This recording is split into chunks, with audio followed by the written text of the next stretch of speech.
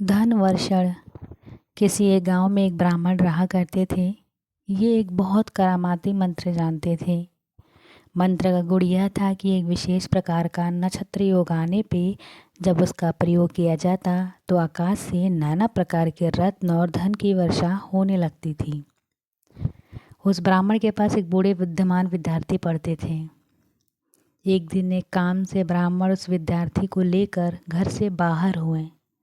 कुछ देर जाने पे वे घने जंगलों में आ पड़े। इस जंगल में 500 डाकू रहते थे। राहियों के आते ही उनका माल असबाल लूट लेते। उसे ब्राह्मण और विद्यार्थी को भी यही दशा हुआ। डाकुओं ने उन्हें बांध लिया। राहगीरों के पास सदा रुपया पैसा नहीं रहता था, फिर भी डाकू उनको नहीं छोड़ते थे। वे एक को बांधकर दूसरे से कहते, जाओ, यदि हो सके तो रुपए लेकर आओ और इसे छुड़ा ले जाओ। यदि माँ बेटे को भी कभी पकड़ पाते तो लड़के को बांध कर रख लेते और बाप रुपया लेने आने को भेजते। यदि माँ बेटी को पकड़ते तो बेटी को रखकर माँ को रुपया ले आने को कहते। इसी तरह दो भाइयों को पकड़े तो छोटे को रखे बड़े को भेजते और गुरु चेला को पकड़ने पर गुरु को रखकर चेला को भेजते। इसी के अनुसार उन्होंने ब्राह्मण को पकड़ रखा और शिष्य को रुपया पैसा लेने के लिए भेज दिया। जाते समय शिष्य ने गुरु को नमस्कार करते हुए कहा, मैं 1-2 दिन के भीतर ही लौटूंगा, आप डरिएगा मत। किंतु एक काम आपको करना होगा। आपको मैं सावधान किए जाता हूँ कि आज धन वर्षण का योग है। ऐसा ना हो कि आप दुख से कातर होकर धन वर्षा करें।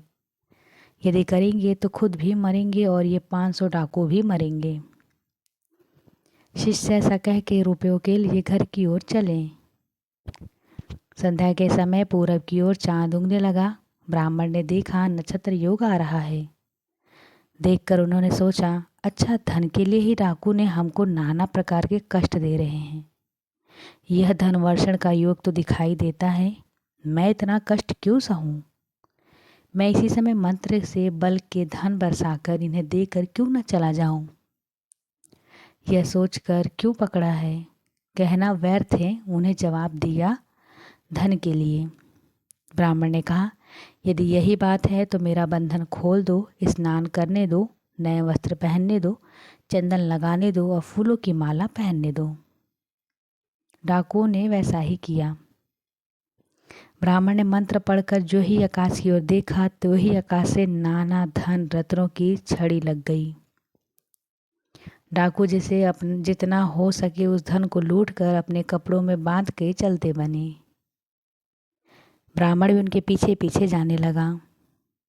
कुछ देर जाने के बाद अचानक 500 अन्य डाकू भी आ गए और उन्होंने डाकुओं को रोक लिया। पहले के डाकुओं ने कहा, क्यों हमको रोकते हो? नयों ने जवाब दिया कि धन के लिए। पहले के डाकुओं ने कहा, अगर यही बात है तो इस ब्राह्मण से मांगो। इसके आकाश की ओर देखते ही धन की वर्षा होती है और इसी ने हमको धन दिया है।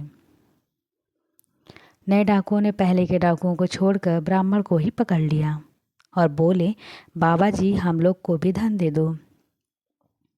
ब्राह्मण ने कहा, बहुत अच्छा, यदि चाहते हो तो धन का वर्षा का योग साल भर के बाद आता है। साल भर ठहरो, उस योग के आने पे मैं बरसा कर तुम्हें भी दूंगा।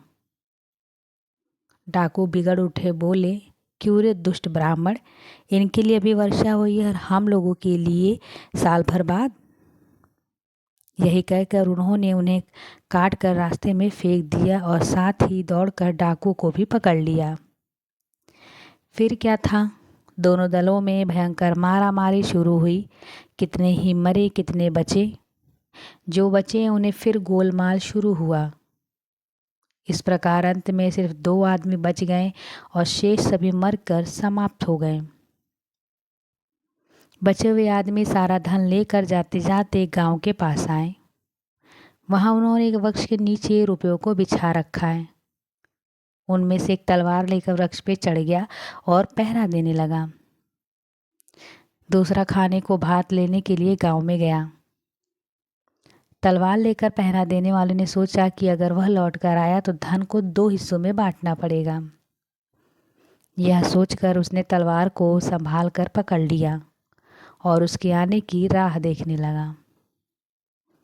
जो गांव में भात लेने गया वह भी सोचने लगा कि यदि वह जीता रहेगा तो आधा हिस्सा ले लेगा। इस भात में विष मिलाकर यदि इसे खिला जाए तो वह भी खाते ही मर जाएगा और रुपया सारा का सारा मेरा होगा।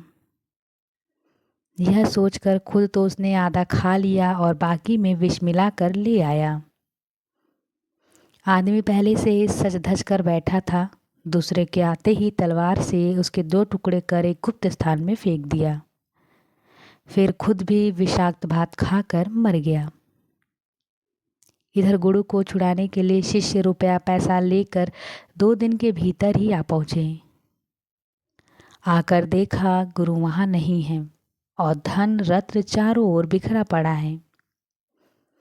वे समझ गए कि गुरु ने उनकी बात नहीं सुनी। वे धन वर्षा करके सबके साथ स्वयं भी नष्ट हो गए।